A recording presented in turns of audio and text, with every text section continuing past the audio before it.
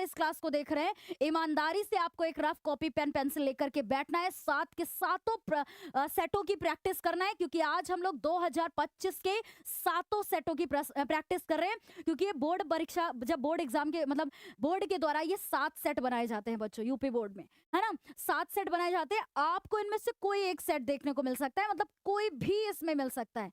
तो ऐसे ही इस बार भी होगा, कोई भी आपको मिल सकता है। तो आज जो हम लोग ये प्रश्नों की प्रैक्टिस कर रहे हैं, ये हमारे पिछले वर्षों में पूछे गए हुए प्रश्न हैं, यानी खास तौर पर सारे 2025 के। तो ये हमारे 2026 के लिए बहुत महत्वपूर्ण है। ओके, तो आगे चलेंगे बच्चों अगले प्रश्न पर। ठीक है, अगले प्रश्न पर चलेंगे। ये है हमारा बीएफ सेट। कौन सा सेट है भाई? छठा सेट है बीएफ सेट। अब क्या कह रहा है यहाँ पर कि रानी केतकी की कहानी के रचनाकार हैं। रानी केतकी की कहानी के रचनाकार पूछ रहा है तो सदल मिश्र, इंसान अल्लाह खां, सदा सुखलाल या फिर लल्लू लाल। क्या होगा बेटा करेक्ट आंसर? और हमसे कह रहा है रानी केतकी की कहानी के लेखक, है ना बच्चों। तो सदल मिश्र नहीं होगा, लल्लू लाल नहीं होगा, सदा सुखलाल नहीं होगा। करेक्ट आंसर हो जाएगा इंसान अल्लाह खां, है ना। इंसान अल्लाह खां हो जाएगा, बिल्कुल सही जवाब। ओके, याद रहेगा ना बच्चों? वेरी गुड, बहुत बेहतरीन आंसर कर रहे हैं। आगे चलेंगे। हाँ बिल्कुल, आप किसी भी बोर्ड से है ना, अगर इसमें आप इनमें तैयारी कर सकते हैं, खासतौर पे जो हमारे रचना वाले प्रश्न होते हैं। ओके, एंड उसके बाद आगे चलेंगे अगले प्रश्न पर कि आजाद शत्रु नाटक के रचनाकार है। चंद्रगुप्त, स्कंदगुप्त, आजाद शत्रु, ध्रुव स्वामिनी, जन्मेजय का नाग यज्ञ। ठीक है, अब मैं यहाँ पर अभी लिख करके नहीं बताऊंगी भाई।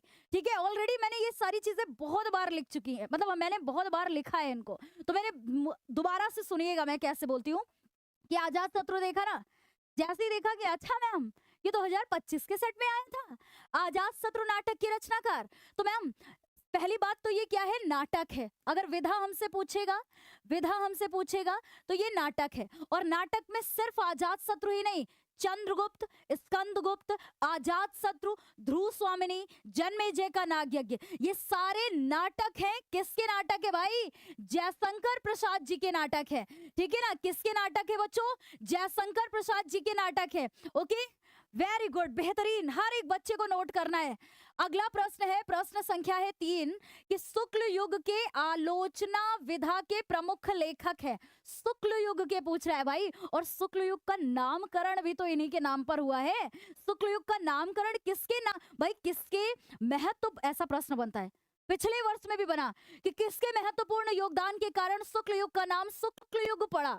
तो हम लोग क्या बोलते हैं, किसका नाम बोलते हैं? आचार्य रामचंद्र शुक्ल जी ना। और प्रश्न में कह रहा है शुक्ल युग के आलोचना विधा के प्रमुख लेखक है, तो हम लोग बोलेंगे प्रेमचंद नहीं, प्रताप नारायण मिश्र नहीं, बल्कि करेक्ट आंसर हो जाएगा रामचंद्र शुक्ल। सही जवाब क्या हो जाएगा बच्चों? रामचंद्र शुक्ल हो जाएगा। और इनकी आलोचना विधा की एक रचना है त्रिवेणी, बहुत महत्वपूर्ण है बच्चों त्रिवेणी। और एक और याद रखिएगा, त्रिवेणी के साथ साथ में रस मीमांसा। ठीक है, रस मीमांसा भी याद रखिएगा बेटा, रस मीमांसा भी याद रखिएगा, ये भी पूछी जाती है। तो आज हम लोग ये पिछले वर्षों में पूछे हुए सारे सेट के प्रश्न कर रहे हैं, याद रहेगा ना? वेरी गुड, आचार्य रामचंद्र शुक्ल हो जाएगा, बिल्कुल सही जवाब। और हर एक बच्चे को लिख करके आंसर करना है। 89% बच्चे हमारे इसका करेक्ट आंसर कर रहे हैं, बेहतरीन, बढ़िया, बहुत बढ़िया बच्चों, है ना। हर एक बच्चे को लिख करके आंसर करना है। आगे चलेंगे अगले प्रश्न पर। अगला प्रश्न है कि शुक्लोत्तर युग की समय अवधि है। शुक्लोत्तर युग की समय अवधि पूछ रहा है हमसे, सारे बच्चे लिख करके बोलेंगे। जैसे शुक्ल युग की समय अवधि बोलेगा, है ना, तो हम लोग उसमें बोलते हैं कि 1918 से 1936 तक, है ना, ऐसे मिलता है हमें। तो यहाँ पर हम लोग बोलेंगे कि मैम शुक्लोत्तर युग अगर बोलेंगे तो 1900 से 1918 ईस्वी, 1938 से 47, या 1947 से अब तक, या 1918 से 1938, है ना। तो ये 1918 से 1938 तो हमारी हो जाएगी शुक्ल युग की। किसकी हो जाएगी भाई?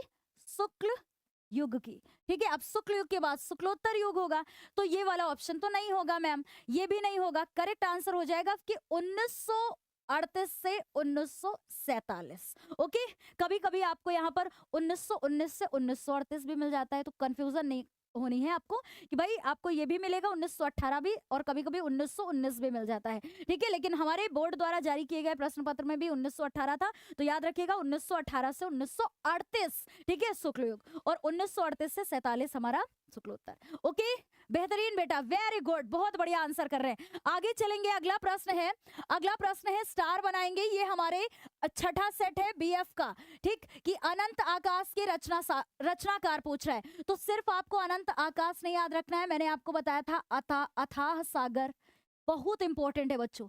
अथाह सागर, हिमालय की पुकार, है ना, ये कुछ ऐसे हैं जो क्लास 10th के लिए बहुत महत्वपूर्ण है। हिमालय की पुकार रचना याद रखनी है ना। अथाह सागर हो गया, हिमालय की पुकार हो गया, और अनंत आकाश पूछा है ना, तो अनंत आकाश यहाँ पर छोड़ देंगे हम लोग। बर्फ की गुड़िया, ठीक है, बर्फ की गुड़िया, और पानी में चंदा, चांद पर आदमी, चलो चांद पर चले, ये सारी रचनाएं याद रखिएगा। किसकी हैं भाई? उपेंद्र नाथ अश्नई, बाबू गुलाब राय नहीं, धर्मवीर भारती नहीं, करेक्ट आंसर हो जाएगा जयप्रकाश भारती।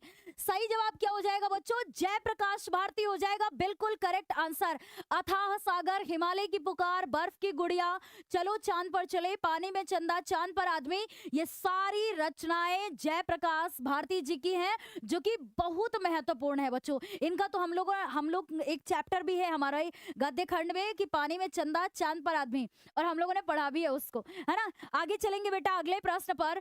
प्रश्न संख्या है 6। क्या कह रहे हैं कि प्रयोगवादी काव्य की विशेषता है, प्रयोगवादी काव्य की विशेषता है ना। तो कह रहे रस पर आधारित ग्रंथ, आश्रयदाताओं की प्रशंसा, नवीन उपमानों का प्रयोग, या इनमें से कोई नहीं। और आपके बोर्ड परीक्षा में, है ना, बोर्ड परीक्षा में प्रयोगवादी काव्य की कोई भी विशेषता पूछी जा सकती है। तो आप अगर चाहते हैं कि मैम एक बार हमें ये सारी विशेषताएं बता दीजिएगा, तो मैं बिल्कुल आपको बताऊंगी, तैयार रहिएगा नोट करने के लिए, और उनको तैयार करिएगा बोर्ड परीक्षा के लिए। तो रस पर आधारित ग्रंथ नहीं होगा, आश्रयदाताओं की प्रशंसा नहीं होगा, ये भी कट जाएगा, क्योंकि करेक्ट आंसर हो जाएगा नवीन उपमानों का प्रयोग। ठीक है, नवीन उपमानों का प्रयोग हो जाएगा हमारा, क्या हो जाएगा? Correct answer. ओके, फिर आगे चलेंगे अगले प्रश्न पर, अगले प्रश्न पर चलेंगे। अगला प्रश्न है कि रीतिकाल की समय अवधि है। अब प्रश्न संख्या 7 है ना, तो हमारे देखिए हमारे बोर्ड परीक्षा में एक प्रश्न मिलेगा हमें रीतिकाल से, काव्य के अंतर्गत, यानी पद्य साहित्य के इतिहास के अंतर्गत। एक मिलेगा रीतिकाल का प्रश्न, और एक मिलेगा आधुनिक काल का। ठीक है, एक मिलेगा रीतिकाल का, एक मिलेगा आधुनिक काल का। ठीक है, दोनों में से आपको दोनों एक पूछा जाएगा। ठीक है, तो रीतिकाल की समय अवधि, और हो सकता है दोनों भी पूछा जा सकता है, एक प्रश्न आ जाए कि रीतिकाल का, एक प्रश्न आ जाए आधुनिक काल का, क्योंकि यही दोनों हमें पढ़ना ही है।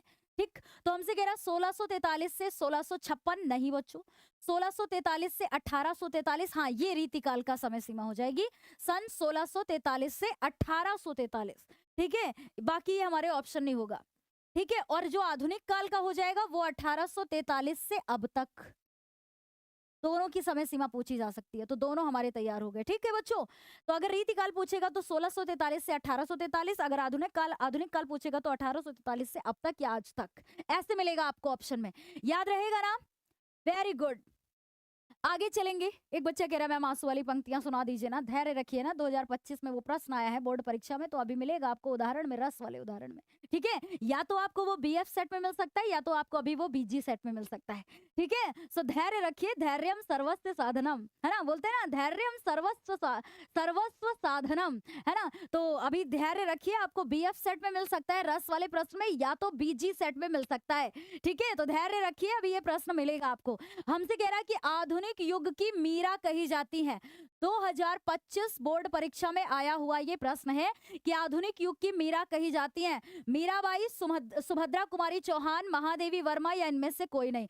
तो हम लोग बोलेंगे मैम आधुनिक युग की मीरा मीराबाई नहीं होगा, सुभद्रा कुमारी चौहान नहीं होगा, ये भी नहीं होगा। करेक्ट आंसर क्या हो जाएगा? महादेवी वर्मा।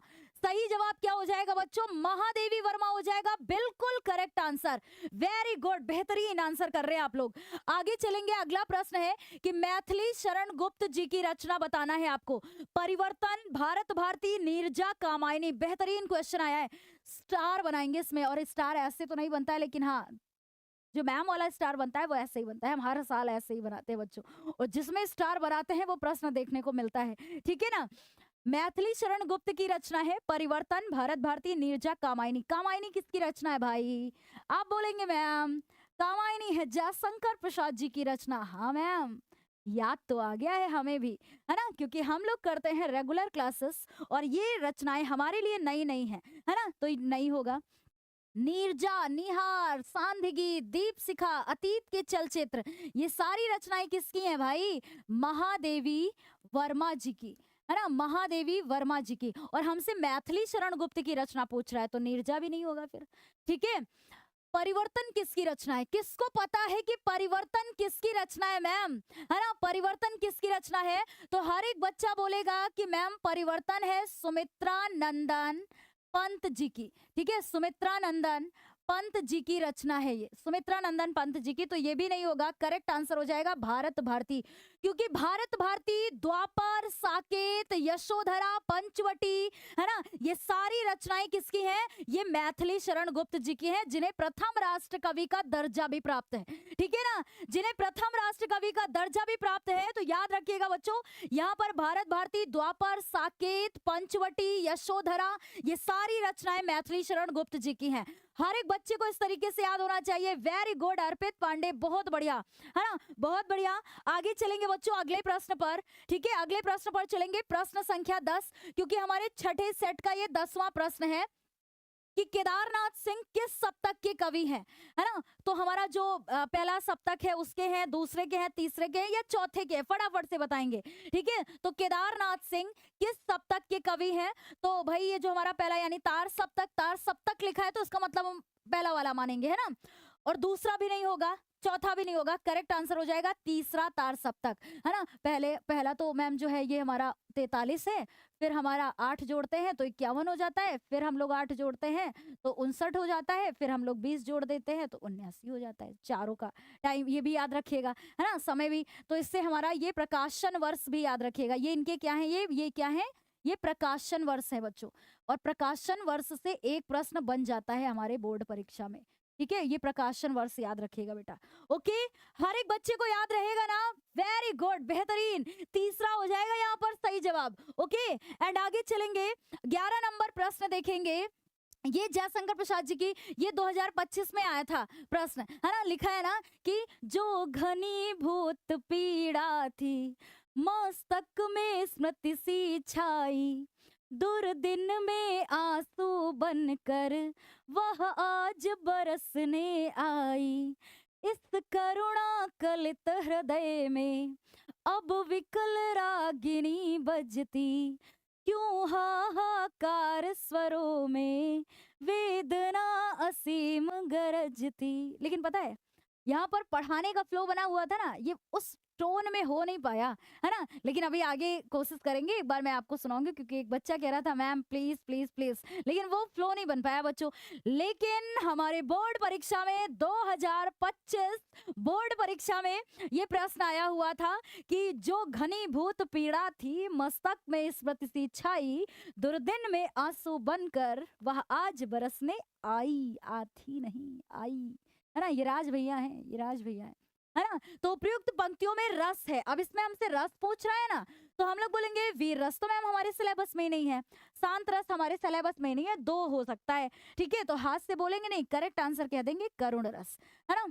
ऐसे बोलते ना कि इस करुणा कलित हृदय में अब विकल रागिनी बजती, क्यों हाहाकार स्वरों में वेदना असीम गरजती, जो घनीभूत पीड़ा थी मस्तक में स्मृति सी छाई, दुर्दिन में आंसू बनकर वह आज बरसने आई। और दुर्दिन का मतलब जानते हैं? आंख, आंखों में, है ना? आंखों में आंसू बनकर वह आज बरसने आई।